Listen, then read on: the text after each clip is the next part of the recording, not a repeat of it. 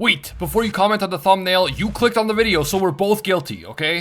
One of the biggest unsolved mysteries in One Piece is the true identity of Luffy's mother, who as far as we know still hasn't been introduced in the series, even though the manga's been going on for like 27 years. There are dozens of theories about who Luffy's real mom might be, each crazier than the next, but a recent clue from Oda might have just low-key revealed who Luffy's mom really was. In this video, I will break down this reveal, and I will explore how a forbidden romance between Dragon and this mystery woman could impact the rest of the story. I will also explore the theory that another forbidden romance, one from back in the Void Century, continues to shape the world of One Piece to this day.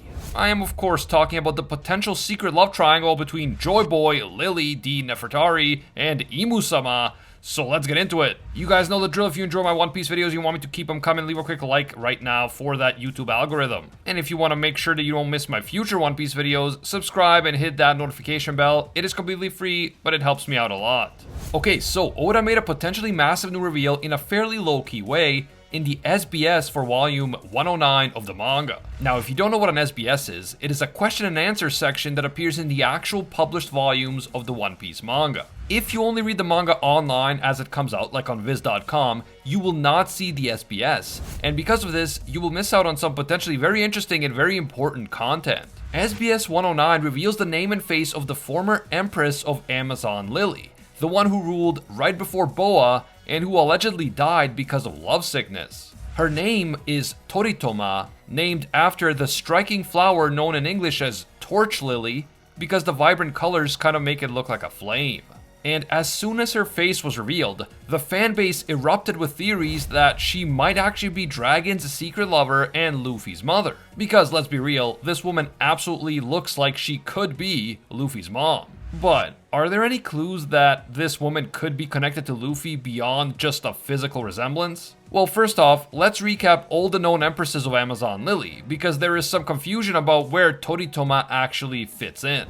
She is the fourth empress introduced into the story. Boa Hancock is the current empress, Toritoma was the empress right before Boa, then Shakuyaku or Shaki was just before her, and Gloriosa was the empress before Shaki. Gloriosa and Shaki are both still alive, as is of course Boa, so Toritoma is the only one who is currently believed to be dead, and she is said to have died from lovesickness around 13 years ago. Lovesickness is a disease that seems to affect the empresses of Amazon Lily once they fall in love. The illness brings about extreme feelings and emotions. The victims become blinded by love, they become practically obsessed with the one they are in love with, and they experience incredible agony at the thought of losing the person they love, especially at the thought of being abandoned by that person. The disease will progress and can even become deadly if the victim tries to suppress her emotions and refuses to accept her feelings. Gloriosa and Shaki both survived the illness because they decided to leave Amazon Lily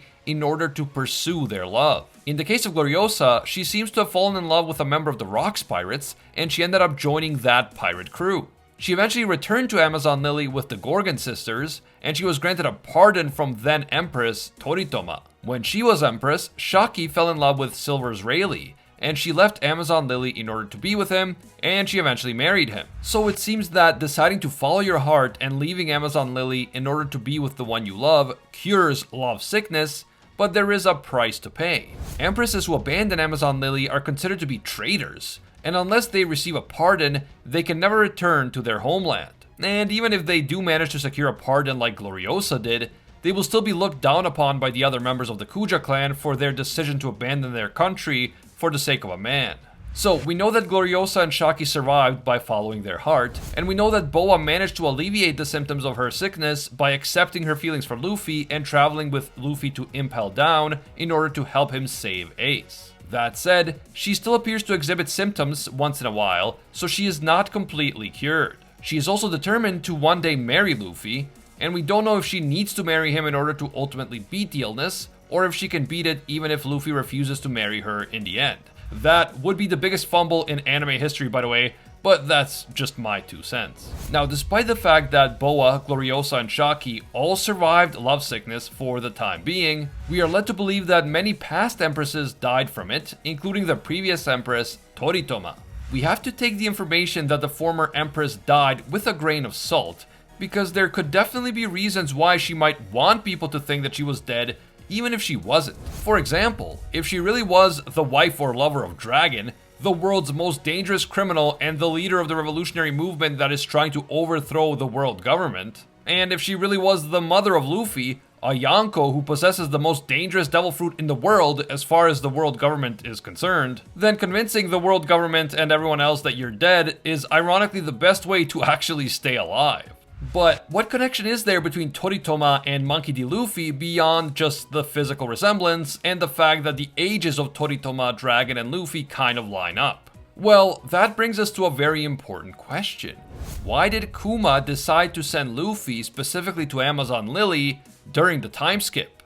We gotta remember that Kuma didn't send the Straw Hats to just random places. In fact, it was just the opposite. He seemed to have thought everything out with great care, and he sent them to the place where each of them would experience the most growth and improvement during the time skip. So Zoro was sent to train with Mihawk. Nami was sent to Etheria to hone her weather manipulation powers. Frankie was sent to the birthplace of Dr. Vegapunk to study Vegapunk's technology, and so on. All of that makes sense, and it shows us that Kuma clearly wanted to send each Straw Hat to the specific place where they would receive the best possible training to achieve their own unique goals.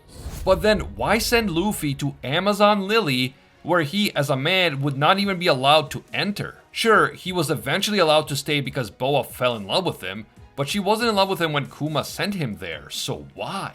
Why send Luffy to a place he would be forbidden to stay and a place that he seemingly has no connection to? Well, one possible reason is that Luffy does have an important connection to Amazon Lily, but we're just not aware of it yet. As a longtime revolutionary and friend of Dragon, Kuma may have found out the true identity of Luffy's mother, and he may have sent Luffy to Amazon Lily because he knew that Luffy's mother was the former Kuja Empress. But okay, how can Toritoma be Luffy's mother if the Kuja are said to only give birth to girls, not boys? Since there are no men in their homeland, in order to reproduce, the women have to leave Amazon Lily to find a mate, and then they return to give birth, and when they do give birth, it seems to always be to a girl.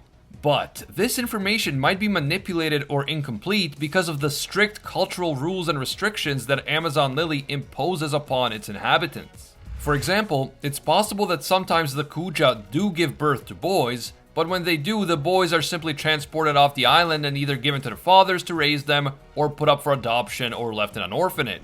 It's also possible that the Kuja have some biological way of knowing whether the child they are carrying is a boy or a girl, and so when they know they're having a girl, they just return to Amazon Lily to give birth. But when they know they're gonna have a boy, they give birth away from the island.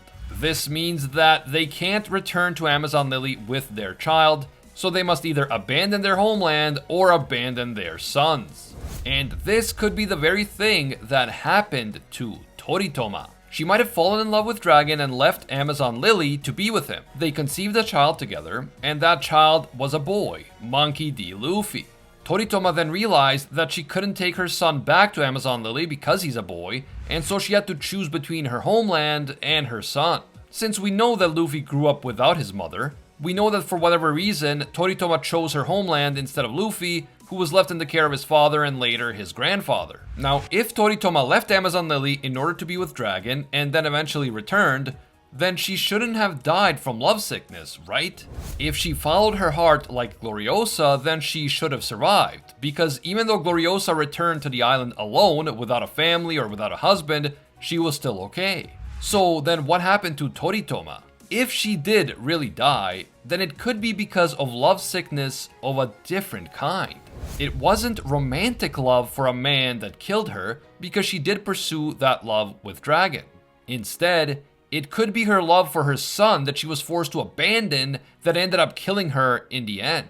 I do think it's possible that Toritoma is Luffy's mom and that she died because she couldn't bear the pain of having to abandon him for some unknown reason. Since we know that Oda thinks that mothers stand in the way of adventures, Luffy's mother being out of the picture makes sense since Luffy's sole pursuit in life has been adventure and piracy. But even though Oda thinks that mothers can get in the way of adventure, Luffy still has to have a mother, even if she isn't with us anymore, and the low-key introduction of Toritoma as the one Kuja Empress in 4 generations who actually died could explain a lot about Luffy's connection to Amazon Lily and about the mystery of his mother's identity. Nevertheless, I am not entirely convinced that Toritoma is really dead. She could be, but at the same time, if she really was in love with someone like Dragon, making everyone including the world government think you're dead would be a really smart thing to do. What do you guys think? Could Toritoma, the former Kuja Empress, be Luffy's long-lost mother? And do you think she is dead or alive? And while you're typing your comments down below, allow me to interest you in another piece of romantic intrigue in the One Piece series. And this one dates all the way back to the Void Century. So as we know, both Nefertari Lily and Nerona Imu were among the rulers of the 20 kingdoms who formed the world government after the Void Century. But unlike the other 19 rulers, Lily refused to become a celestial dragon and live in Marijua. She decided to return home to Alabasta instead, but before she made it back to her kingdom, she mysteriously disappeared, never to be seen again. Because of this, her younger brother became the next ruler of Alabasta. Now, even though Alabasta continued to be a part of the world government, and even though Lily continued to be respected by the world government, and a portrait of her continued to hang in Pangaea Castle at Marijua, the secret ruler of the world, Imu, seems to have always suspected that Lily wasn't fully loyal to the world government. According to Imu, Lily made a grave mistake that allowed the poneglyphs to escape the control of the world government and be spread around the world. This is something that the world government never wanted to see happen, because the poneglyphs contain information that is potentially extremely dangerous to the world government. Imu wasn't entirely sure whether this was just a terrible mistake by Lily, or whether she betrayed the world government intentionally. He got his answer once King Cobra revealed a secret letter from Lily that had been passed on through the Nefertari family for centuries. In the letter, Lily told her family that they should protect the poneglyphs and that they should bear the flag of Dawn, presumably the flag of the world government's enemies. She then signed herself as Nefertari D. Lily. Since we know that the members of the D clan are considered to be the natural enemies of the gods, aka the celestial dragons, Lily's decision to place the D in her name identifies her as an enemy of the world government, and presumably as an ally of Joy Boy and the Ancient Kingdom.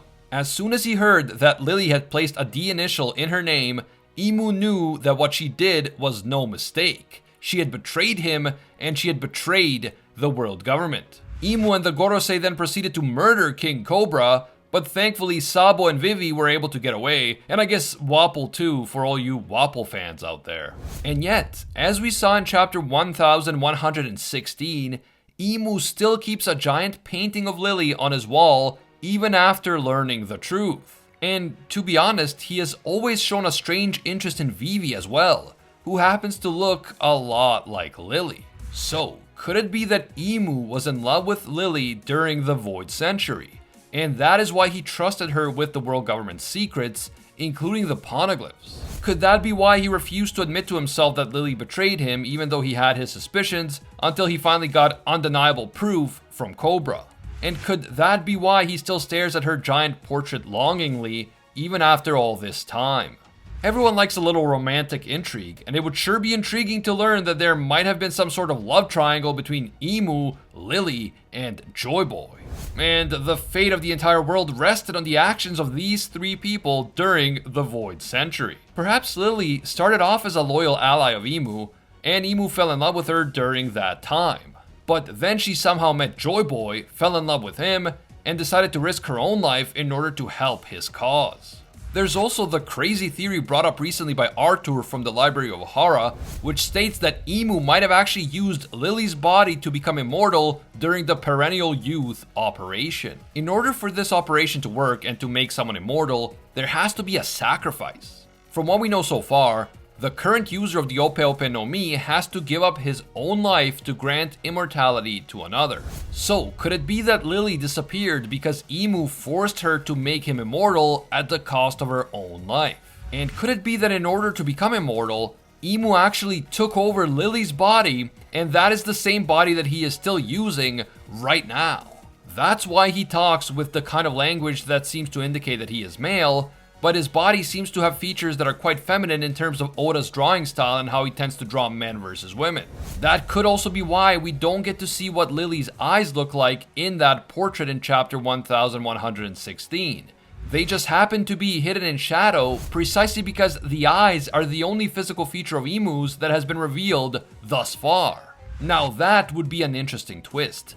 Betrayed by the woman he loved, Imu sacrificed her in order to attain immortality, but is then stuck inhabiting her body forever. Whenever he looks into the mirror, he sees the woman he loved and the woman who betrayed him, so that is why he covers his body in dark robes, because he can't bear to look at himself. Crazier still, what if in order to stay immortal, Imu has to keep switching bodies every once in a while? And what if right now he is actually inhabiting the body of the dead Kuja Empress, Toritoma, the mother of Monkey D. Luffy? Trust me, I know that's an outlandish thought, but if it were true, imagine that crazy final showdown between Luffy, Dragon, and Imu. That would be insane.